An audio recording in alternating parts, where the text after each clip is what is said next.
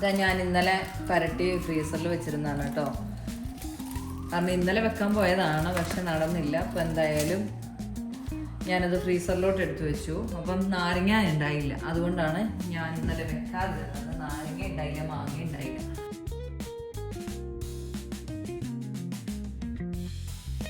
അതിലേക്കൊന്ന് തേച്ചൊക്കെ പിടിപ്പിച്ച് കുറച്ച് നേരം വെച്ചിട്ടേ ഉണ്ടാക്കാമെന്ന് വിചാരിച്ച് വെച്ചിരുന്ന. ഇതിൽ മഞ്ഞൾപ്പൊടി, ഇപ്പം മുളക് പൊടി ഞാൻ ഇച്ചിരി ഇട്ടു കേട്ടോ.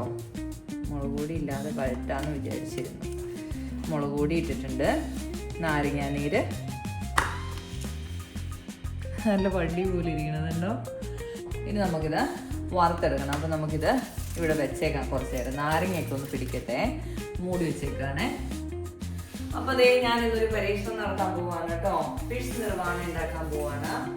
അതേ നെമ്മീനാണ് നല്ല വലുത് കിട്ടിയിട്ടുണ്ടാകും. അപ്പം ഞാനത് ഒരെണ്ണം എടുത്ത് മാറ്റി വെച്ചു. ഇന്നിപ്പോൾ നിർവാണം ഉണ്ടാക്കാമെന്ന് വിചാരിച്ച്.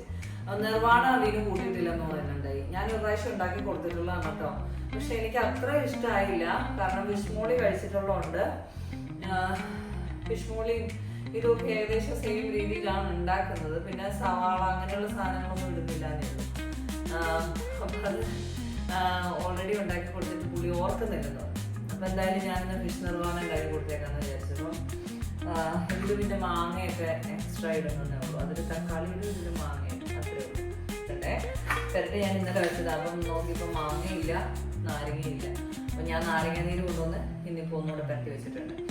അപ്പം ഇനിയിപ്പോൾ നിർവാണ പരീക്ഷണമാണ്. അപ്പം നിർവാണം ഉണ്ടാക്കി നോക്കാം എങ്ങനെയുണ്ടെന്ന് അറിയാലോ. അപ്പോൾ അതേ നമ്മൾ നമ്മുടെ നിർവാണ പരീക്ഷണം തുടങ്ങാൻ പോവാണ് കേട്ടോ. ആദ്യം 2 കറിവേപ്പില ഇട്ട് കൊടുത്തിട്ടുണ്ട്. അതിലേക്ക് നല്ല വെളിച്ചെണ്ണ ഒഴിച്ചു കൊടുത്ത് ഇതാ നമുക്ക് ഫിഷ് ഫ്രൈ ചെയ്തെടുക്കാമേ.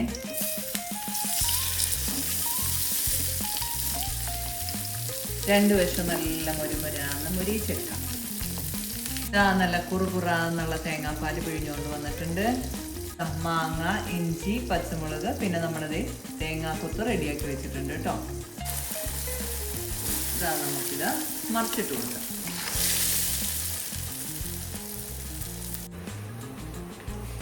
അപ്പോൾ ദേ നമ്മുടെ മീൻ ഇവിടെ റെഡി ആയിട്ടുണ്ട് കേട്ടോ. ഇതാ ചട്ടി വെച്ചിട്ടുണ്ട്. ചട്ടിയിലേക്ക് ഇല ഇറക്കി വെച്ചു.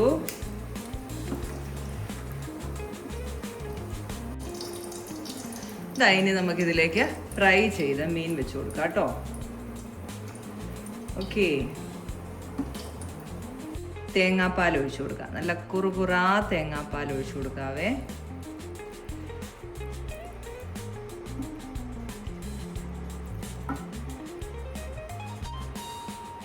ലേശം ഉപ്പ്, അരിഞ്ഞു വെച്ചിരിക്കുന്ന മാങ്ങ, ഇഞ്ചി,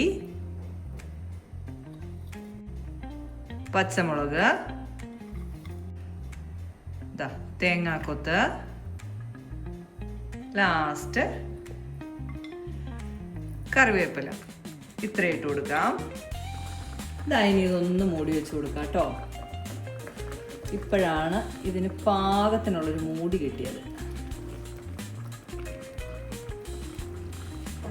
ഒരു കുക്കറിൻ്റെ മൂടിയായിരുന്നു, ഞാനതിന് മറന്നുപോയി അതിൻ്റെ കാര്യം.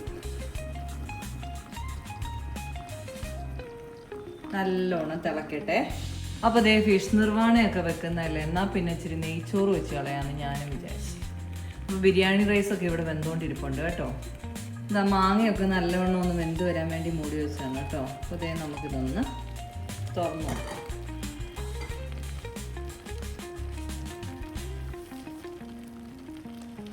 മാങ്ങയൊക്കെ വെന്തിട്ടുണ്ട്.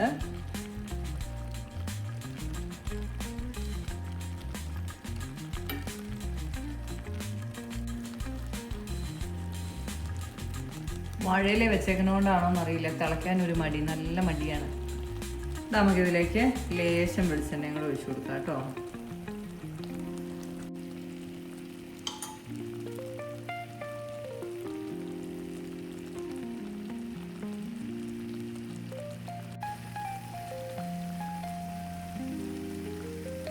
ഞാൻ കുറേ വീഡിയോസ് കണ്ടിട്ടുണ്ട് കേട്ടോ അതിൻ്റെ. പലരും പല ടൈപ്പിലാണ് നിർവാണം ഉണ്ടാക്കുന്നത്. ഷെഫ് പിള്ള ഉണ്ടാക്കുന്ന രീതിയിലാണ് ഞാനിപ്പോൾ ഉണ്ടാക്കിയത്. അതിൻ്റെ ടേസ്റ്റ് എന്താ ഇതിൻ്റെ ടേസ്റ്റ് എന്താണെന്നൊന്നും നമുക്കറിയില്ല. എന്തായാലും നമുക്ക് നോക്കാം. ഒരു നുള്ളു പഞ്ചസാര ഒരു ടേസ്റ്റിന് വേണ്ടിയിട്ട് മാത്രം ആഡ് ചെയ്തതാണ് കേട്ടോ. അപ്പം അത് ഓപ്ഷണലാണ്, വേണമെങ്കിൽ ഇട്ടാൽ മതി. എരിവ് ഇഷ്ടമുള്ളവർ ഇടാതിരിക്കുന്നതാണ് നല്ലത്. അപ്പോൾ അതേ നമ്മുടെ ഫിഷ് നിർവാണയൊക്കെ അത്യാവശ്യം ചാറൊക്കെ വറ്റി റെഡി ആയിട്ടുണ്ട്. ഈ മാങ്ങയൊന്ന് വേവാൻ വേണ്ടിയാണ് കേട്ടോ ഞാൻ വെയിറ്റ് ചെയ്തത്. അപ്പം അത്യാവശ്യം കുറുകി വന്നിട്ടുണ്ട്. അപ്പം നമുക്കിനി തീ ഓഫ് ചെയ്യാം. ഇനി കുറച്ച് നേരം കൂടി ഇരിക്കുമ്പോഴത്തേക്ക് ഇത് അത്യാവശ്യം ഒന്നുകൂടെ വറ്റും. അപ്പോഴത്തേക്ക് നമുക്ക് നെയ്ച്ചോറ് റെഡിയാക്കാമേ. നമുക്കിതിലേക്ക് നെയ്യ് ഇട്ട് കൊടുക്കാം.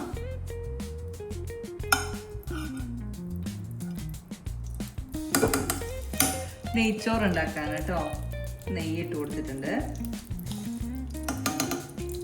അതിലേക്ക് കാഷ്യൂനട്ടും കിസ്മിസും ഇട്ട് വറുത്തെടുക്കാവേ.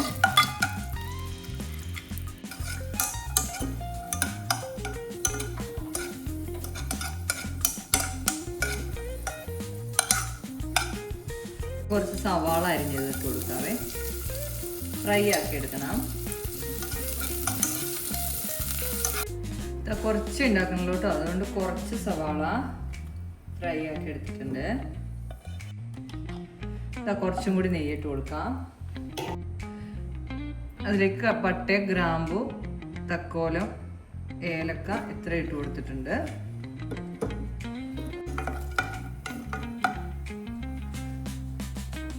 അതിലേക്ക് ഇഞ്ചി, വെളുത്തുള്ളി, പച്ചമുളക്,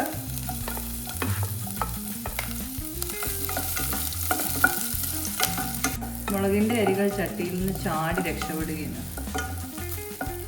അതിലേക്ക് കുറച്ച് സവാള ഇത്രയിട്ട് നല്ലോണം ഒന്ന് വഴറ്റി കൊടുക്കാം. സാധാരണ ഇതിലേക്ക് വെള്ളം ഒഴിച്ച് നാരങ്ങ നീരും പിഴിഞ്ഞൊഴിച്ച് കുറച്ച് നെയ്യും കൂടെ ഒഴിച്ചിട്ട് അതിനുള്ളിൽ അരിയിട്ട് വേവിച്ചെടുക്കുകയാണ് ചെയ്യുന്നത്.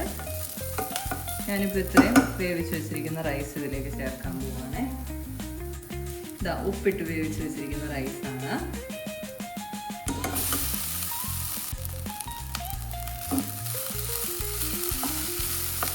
നല്ലോണം ഒന്ന് ഇളക്കിയെടുക്കാം.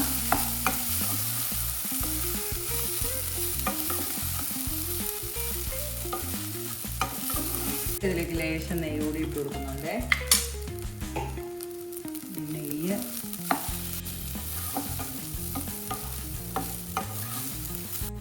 അതിലേക്ക് നാരങ്ങ നീര് പിഴിഞ്ഞൊഴിച്ച് കൊടുക്കുന്നുണ്ട്.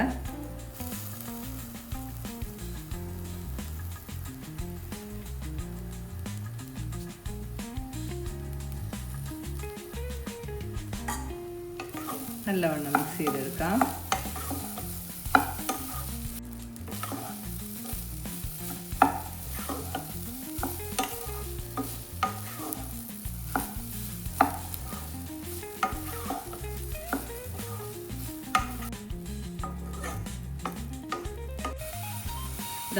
ഇതൊന്ന് മൂടി വെച്ച് കൊടുക്കാം കേട്ടോ.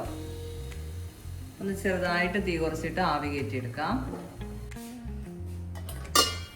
അപ്പോൾ ഇതാ നല്ലവണ്ണം ചൂടായിട്ടുണ്ട് കേട്ടോ.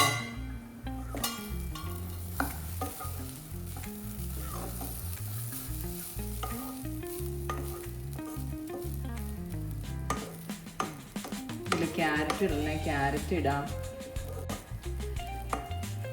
വെജിറ്റബിൾസ് ഇടണമെങ്കിൽ ഇതിൽ വെജിറ്റബിൾസ് ഒക്കെ ഇടാം കേട്ടോ. നമ്മുടെ ഇഷ്ടം, നമ്മുടെ രീതിക്ക് നമ്മൾ നെയ്ച്ചോറും. പ്രൊസീജിയർ അത് മാത്രമേ ഉള്ളൂ.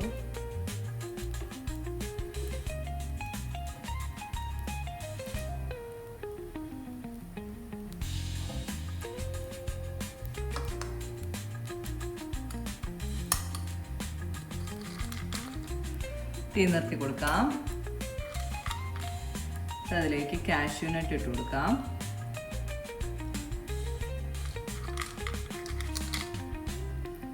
കിസ്മിസ്,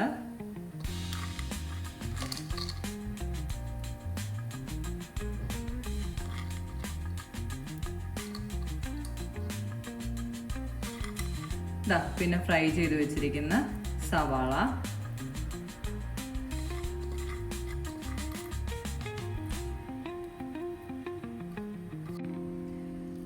പിന്നെ നമ്മുടെ മല്ലിയില.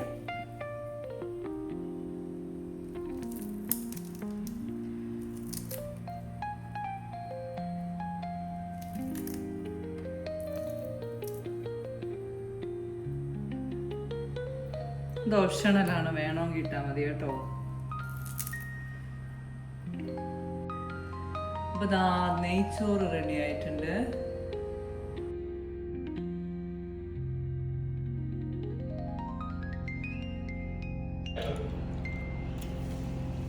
എങ്ങനെയുണ്ട് മോനെ നിർവ്വാണ? നല്ലതാണോ? മാങ്ങ ഇട്ടുണ്ടല്ലോ.